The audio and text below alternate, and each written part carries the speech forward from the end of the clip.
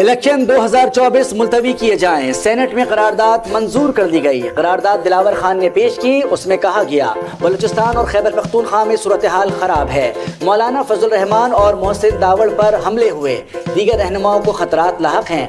दहशत गर्दी हो रही है। दोबारा कोरोना फैलने का खदशा है। इंतखाबात मुअत्तल करके साजगार माहौल के बाद शेड्यूल जारी किया जाए। नून लीग के अफनानुल्लाह ने करारदाद की मुखालफत की। आइन ने ताहयात नाअहली का नहीं कहा, यह हमने कहा है। नाअहली मुद्दत केस में चीफ जस्टिस के रिमार्क्स। उन्होंने कहा कि मुल्क तबाह करने वाला 5 साल बाद अहल हो जाता है। क्या सिर्फ कागजात नामजदगी में गलती हो जाए तो ताहयात नाअहली है? एक जनरल ने यह शक डाल दी तो क्या हम सब पाबंद हो गए? कहा गया सादा कानून साजी से आइन में तब्दीली नहीं की जा सकती, मगर हम आइनी तरमीम कलअदम कर देते हैं। क्या हमारी पार्लियामेंट में बैठे लोग बहुत ज्यादा समझदार हैं?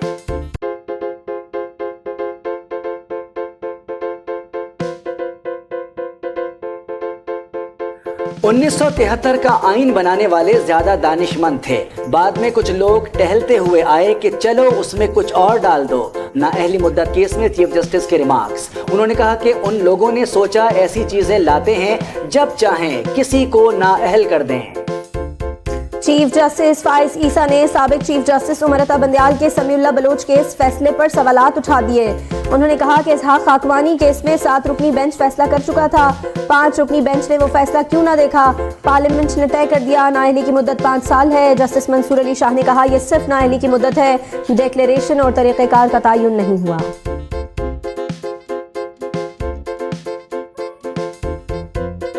कानून होता तो क्या मुजाहिरीन बलूचिस्तान से यहाँ आते? औरतों और बच्चों को कुछ हुआ तो जिम्मेदार पुलिस और इंतजामिया होगी। इस्लामाबाद हाई कोर्ट के रिमार्क्स।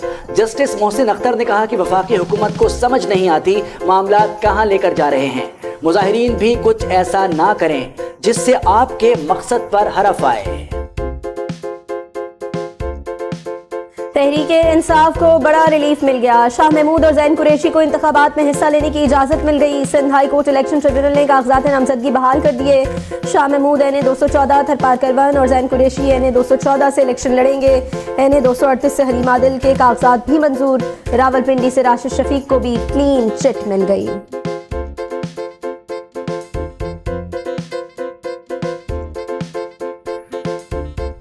पीपल्स पार्टी सिंध की तमाम नशिस्तों पर उम्मीदवार खड़े करेगी।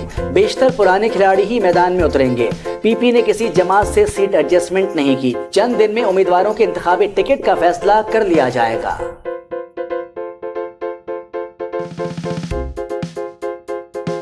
साबिक सदर आसिफ जरदारी की आज मुल्तान में मसरूफियात। हामिद सईद काज़मी के घर जाएंगे। साबिक वफाकी वजीर ने उन्हें जोहराना दिया है।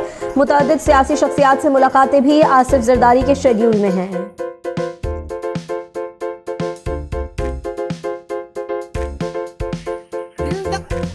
साबिक वज़ीर आज़म जुल्फ़िकार अली भुट्टो का यौम पैदाइश। पीपल्स पार्टी के तहत मुल्क भर में तकरीबात। बिलावल भुट्टो कहते हैं कायदे अवाम के नजरिए के मुताबिक मुल्क को मजबूत और खुशहाल बनाएंगे।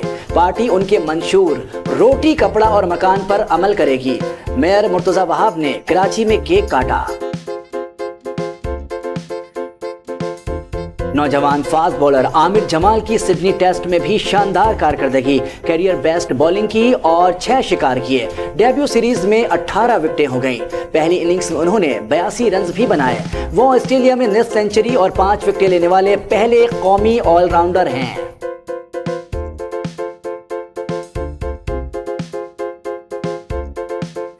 इलेक्ट्रिक और हुकूमत का मुआहदा दोबारा तय करने का फैसला। टैरिफ डिफरेंशियल सब्सिडी मुआहदे पर ECC ने गौर किया।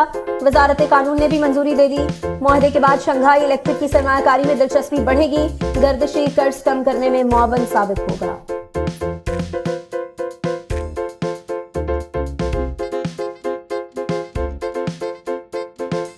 माली साल 2022-23 में मुफ्त बिजली के इस्तेमाल की तफसील सामने आ गई। बिजली कंपनीज ने मुलाजमीन को 10 अरब रुपए से जायद की मुफ्त बिजली दी। 35 करोड़ 56 लाख यूनिट इस्तेमाल किए गए। फायदा उठाने वालों में 1 से 22 ग्रेड के हाजिर और रिटायर्ड मुलाजमीन शामिल हैं।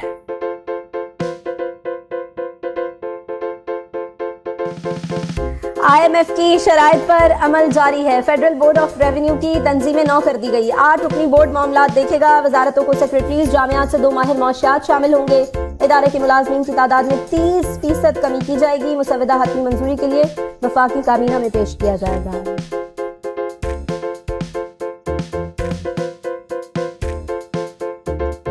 फवाद चौधरी का 4 दिन का जिस्मानी रिमांड मंजूर। एहतसाब अदालत इस्लामाबाद ने नैब के हवाले कर दिया। 9 जनवरी को दोबारा पेश करने की हिदायत। फवाद चौधरी पर जेहलम तामीरी मंसूबे में करप्शन का इल्जाम है।